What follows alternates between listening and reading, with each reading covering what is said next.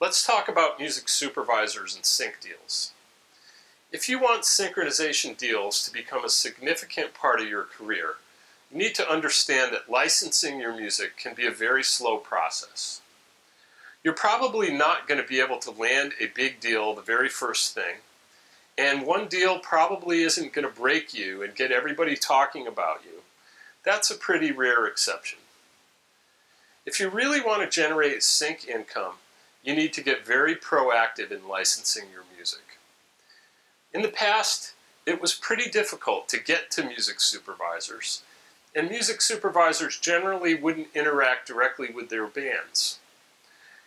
Not too long ago, a lot of musicians didn't even want to have their songs associated with television or commercials. It was seen as selling out.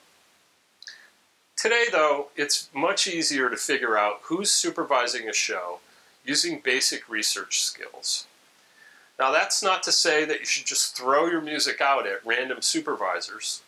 So here are a few suggestions to getting a good sync deal.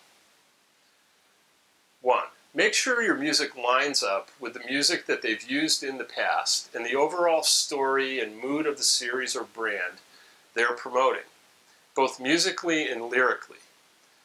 2. Make sure you're at the same level in your career as the musicians they've used in the past. You want to make sure that the quality of your music is where it needs to be to use on that show or in that commercial. Now, you can research and contact supervisors directly through email, or even better, try to get somebody in the industry to write an introductory email for you. Supervisors are much more likely to take a listen to your stuff if they have a trustworthy point of reference, like any word-of-mouth marketing and promotion.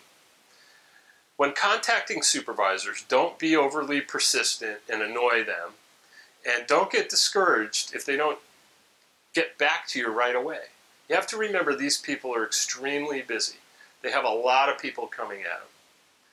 Also keep in mind that if they really love your music, they might not have a perfect place for it just now.